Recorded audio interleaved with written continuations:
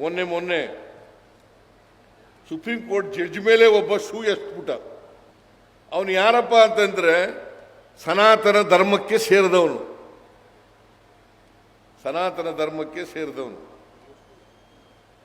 ಧರ್ಮ ಹೇಳ್ತದ, ಯಾವ ಧರ್ಮನೂ ಕೂಡ ಪ್ರೀತಿಸಬೇಕು ಅಂತ ಹೇಳ್ತದ ಹೊರತು ದ್ವೇಷಿಸಬೇಕು ಅಂತ ಹೇಳೋದಿಲ್ಲ. ಒಬ್ಬ ಸುಪ್ರೀಂ ಕೋರ್ಟ್ ಚೀಫ್ ಜಸ್ಟಿಸ್, ಅವನ ಮೇಲೆ ಒಬ್ಬ ಲಾಯರು, ತಿಳ್ಕೊಂಡಿರ್ತಕ್ಕಂಥವನು, ಓದ್ಕೊಂಡಿರ್ತಕ್ಕಂಥವನು, ಕಾನೂನು ಓದಿರ್ತಕ್ಕಂಥವನು, ಅವನು ಚಪ್ಪಲಿ ಶೂ ಎಸ್ಬಿಡ್ತಾನೆ. ಇದನ್ನೆಲ್ಲ ನಾವು ಸಹಿಸ್ಕೊಂಡಿರ್ಬೇಕಾ? ಖಂಡಿಸ್ಬೇಕೋ ಬೇಡವಾ? ಖಂಡಿಸ್ಬೇಕೋ ಬೇಡ?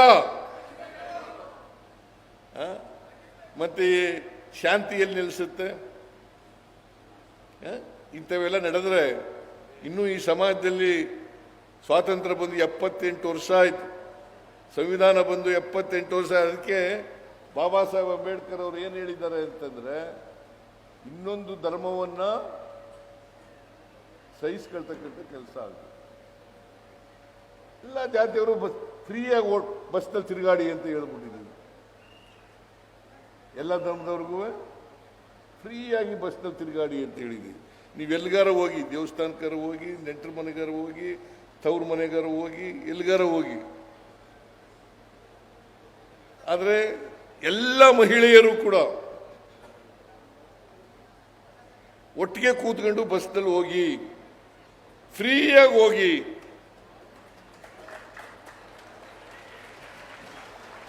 ಆ ಜಾತಿ ಈ ಧರ್ಮ ಯಾವುದು ಇಲ್ಲ. ಎಲ್ಲ ಜಾತಿ ಬಡವರಿಗೆ. ಜೊತೆಗೆ ಗೃಹಲಕ್ಷ್ಮಿ ಯೋಜನೆ, ಮನೆಯ ಯಜಮಾನಿಗೆ 2,000 ರೂಪಾಯಿ ತಿಂಗಳಿಗೆ ಕೊಡ್ತೀವಿ. ಅದರಲ್ಲಿ ಜಾತಿ ಇದೆಯಾ, ಧರ್ಮ ಇದೆಯಾ, ಅಥವಾ ರಾಜಕೀಯ ಇದೆಯಾ? ಯಾವ ಪಕ್ಷ? ಈಗ ಬಿಜೆಪಿ ಅವ್ರು ತಗೊಳ್ಳಲ್ವಾ? ಅವ್ರ ಮನೆ ಅವ್ರು. ಅದಕ್ಕೆ ಯಾವ ಜಾತಿ, ಯಾವ ಧರ್ಮ, ಯಾವ ಪಕ್ಷ ಆ ಥರ ಇಲ್ಲವೇ ಇಲ್ಲ. ಅದಕ್ಕೆ ಅಸಮಾನತೆ ಸಮಾನತೆ ಬರಬೇಕಲ್ಲ. ಆಮೇಲೆ ಗೃಹ ಜ್ಯೋತಿ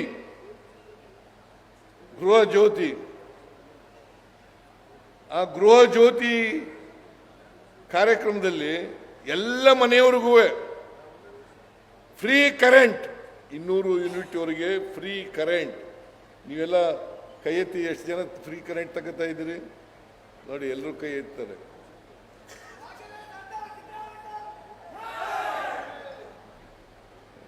ಎಲ್ರಿಗೂ ಕರೆಂಟ್. ಕಾರಣ ಯಾಕಪ್ಪ ಅಂತಂದ್ರೆ, ಬಡವರು ಶ್ರೀಮಂತರು ಅಸಮಾನತೆ ಇದೆಯಲ್ಲ, ಜಾತಿ ಭೇದ ಇದೆಯಲ್ಲ, ಮೇಲ್ಜಾತಿ ಕೆಳಜಾತಿ ಅಂತ ಅನ್ನೋದು ಇದೆಯಲ್ಲ, ಅದು ಹೋಗ್ಬೇಕು. ಅದು ಹೋಗದೇನೆ. ಅದಕ್ಕೆ ಬಾಬಾ ಸಾಹೇಬ್ ಅಂಬೇಡ್ಕರ್ ಅವರು ಹೇಳ್ತಾರೆ, ಎಲ್ಲಿವರೆಗೆ ಆರ್ಥಿಕ ಸಾಮಾಜಿಕ ಶಕ್ತಿ ಬರಲ್ಲ ಪ್ರತಿಯೊಬ್ಬರಿಗೂ, ಅಲ್ಲಿವರೆಗೆ ಸಮಾಜದಲ್ಲಿ ಬದಲಾವಣೆ ಆಗಲ್ಲ. ಸ್ವಾತಂತ್ರ್ಯ ಬಂದದ್ದು ಸಾರ್ಥಕ ಆಗಲ್ಲ, ಯಶಸ್ಸಾಗಲ್ಲ. ನೀವು ತಿಳ್ಕೊಳ್ಳಿ ಇವನ್ನೆಲ್ಲ. ನಾನು ಭಾಳ ಮಾತಾಡಬೇಕು ಅಂತ ಇದ್ದೆ, ಸಮಯ ಇಲ್ಲ.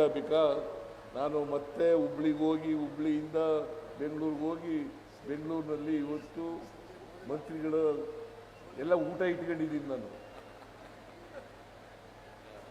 ಪಕ್ಷದ ವಿಚಾರ ಚರ್ಚೆ ಮಾಡೋಕ್ಕೋಸ್ಕರ ಊಟ ಇಟ್ಕೊಂಡಿದ್ದೀನಿ. ಅದರಿಂದ ಹೋಗಲೇಬೇಕಾಗಿದೆ. ಅದರಿಂದ ಹೆಚ್ಚು ಮಾತಾಡಕ್ಕೆ ಹೋಗಲ್ಲ. ಇಷ್ಟೇ ತಿಳ್ಕೊಳ್ಳಿ ನೀವು. ವಿಶ್ವಶಾಂತಿ ಆಗಬೇಕಾದ್ರೆ ವಿಶ್ವಶಾಂತಿ ಆಗಬೇಕಾದ್ರೆ ಮೂಲಭೂತವಾಗಿ ನೀವು ತಿಳ್ಕೊಂಡಿರ್ತ ಇನ್ನೊಂದು ಜಾತಿಯವ್ರನ್ನ ಪ್ರೀತಿಸ್ಬೇಕು, ದ್ವೇಷಿಸಬಾರ್ದು. ಅವನು ಯಾವ ಜಾತಿ ಏನಾರು ಆಗಿರಲಿ, ಕ್ರಮೇಣ ಜಾತಿ ಹೋಗಬೇಕು. ನಾನು ಅದಕ್ಕೆ ಒಂದು ಇಲ್ಲೂ ಹೇಳ್ಬಿಡ್ತೀನಿ, ನನ್ನ ಅನುಭವದ ಮಾತು. ನಾನು BSc ಓದುವಾಗ ಲಾ ಓದುವಾಗ ನಮ್ಮಪ್ಪ ನನಗೆ ಮನೆಯಲ್ಲಿರ್ತಕ್ಕಂಥ ದನಕರುಗಳಿಗೆ ನೀರು ಕುಡಿಸೋದು ಮಾಡಿಬಿಟ್ಟಿದ್ರು. ನೀರು ಕುಡಿಸಬೇಕಾಗಿತ್ತು. ನಾನು ಎಲ್ಲಿಂದ ನೀರು ತರೋದು, ಬಾವಿಲಿ ಸೇರ್ಕೆ ಬರಬೇಕಾಗಿತ್ತು. ಆಗ ಓಪನ್ ವೆಲ್ಗಳಿದ್ದವು, ಈಗಿಲ್ಲ ಬಿಡಿ. ಈಗ ಎಲ್ಲ ಓಪನ್ ವೆಲ್ಗಳೆಲ್ಲ ಮುಚ್ಚೋಗ್ಬಿಟ್ಟಿದ್ದಾವೆ, ಬೋರ್ವೆಲ್ಗಳು ಬಂದ್ಬಿಟ್ಟಿದ್ದಾವೆ. ಈಗ ಓಪನ್ ವೆಲ್ಗಳಿಲ್ಲ. ನಾನು ಓದುವಾಗ ಓಪನ್ ವೆಲ್ಗಳಿದ್ದವು. ಆ ಬಾವಿನಲ್ಲಿ ಹೋಗಿ ನೀರು ಸೇರ್ಬೇಕಂತೂ ತಂದು ದನಕರುಗಳು ಕುಡಿಸಬೇಕಾಗಿತ್ತು ಮನೇಲಿರೋಕ್ಕೆ. ಅದಕ್ಕೆ ಏನು ಮಾಡ್ತಿದ್ದೆ ನಾನು, ಆ ಬಾವಿನಲ್ಲಿ ಗುಬ್ಬಚ್ಚಿಗಳೆಲ್ಲ ಇರೋವು. ಆ ಗುಬ್ಬಚ್ಚಿಗಳು ಹುಲ್ಸೆತ್ತೆ ಎಲ್ಲ ಕಸ ಎಲ್ಲ ಹಾಕ್ಬಿಟ್ಟಿರೋವು ನೀರಿಗೆ. ಆ ಕಸದಿಂದ ನೀರು ಮುಚ್ಕೊಬಿಟ್ಟಿರೋದು, ಅದಕ್ಕೆ ಬಿಂದಿಗೆನ ಮೇಲೆ ಕೆಳಗೆ ಮಾಡಿ ಪಕ್ಕಕ್ಕೆ ಸರಿಸಿದ ಮೇಲೆ ನೀರು ತಗೊಳ್ಳುವೆ. ಮನೆಗೆ ಹೋಗ್ಬಿಟ್ಟು ನೀರು ಹಾಕ್ಬಿಟ್ಟು ಬರೋದ್ರೊಳಗಡೆ ಮುಚ್ಕೊಬಿಟ್ಟೋದು. ಹೆಂಗಾಗಿದೆ ನಮ್ಮ ಜಾತಿ ವ್ಯವಸ್ಥೆ ಅಂತಂದ್ರೆ, ಅನೇಕ ಸುಧಾರಕರು ಬಂದಿದ್ದಾರೆ. ಬುದ್ಧ, ಬಸವ, ಅಂಬೇಡ್ಕರ್, ಮಹಾತ್ಮ ಗಾಂಧಿ, ಯಾರು ಬಂದರೂ ಕೂಡ ಸ್ವಲ್ಪ ಬದಲಾವಣೆ ಆಗುತ್ತೆ. ಜಾತಿ ವ್ಯವಸ್ಥೆ ಮತ್ತೆ ಸೇರ್ಕೊಂಡ್ಬಿಡ್ತದೆ. ಹಂಗಾಗ್ಬಿಡದೆ ಇದು ನನ್ನ ಅನುಭವದ ಮಾತು. ಆದ್ದರಿಂದ ನಾವೆಲ್ಲರೂ ಕೂಡ ತಿಳ್ಕೋಬೇಕು. ನಾವು ಶಕ್ತಿ ತುಂಬಬೇಕಾಗುತ್ತೆ, ಆರ್ಥಿಕವಾಗಿ ಸಾಮಾಜಿಕವಾಗಿ ಶಕ್ತಿ ತುಂಬಬೇಕಾಗುತ್ತೆ. ನಾವು ಅದಕ್ಕೋಸ್ಕರನೇ ಇಲ್ಲಿ ಭಾಳ ಜನ ಭಕ್ತರೆಲ್ಲ ಬಂದಿದ್ದೀರಿ. ಪಾಪ ಚಕ್ರವರ್ತಿ ಅನ್ನದಾನೇಶ್ವರರು ಇದೆಲ್ಲ ಮಾಡ್ತಾ ಇದ್ದಾರೆ. ಸರ್ವಧರ್ಮ ಮಹಾಸಂಗಮ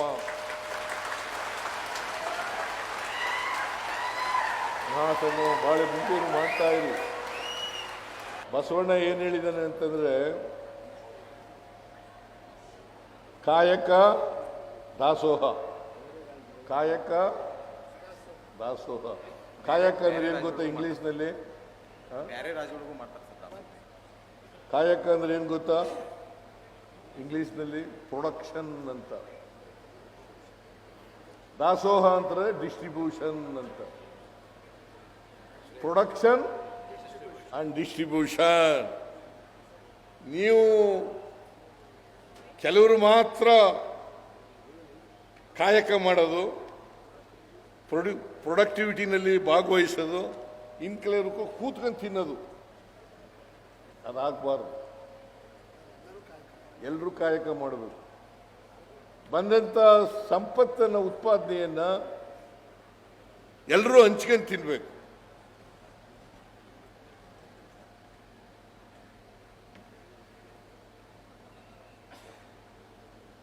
ಎಲ್ಲರೂ ಹಂಚ್ಕೊಂಡು ತಿನ್ಬೇಕು. ಅದೇ ಕಾಯಕ ಮತ್ತು ದಾಸೋಹ. ಬರೀ ಭಾಷಣ ಮಾಡೋಕ್ಕೆಲ್ಲ ಇರೋದು. ಬಸವಣ್ಣನ ವಚನಗಳು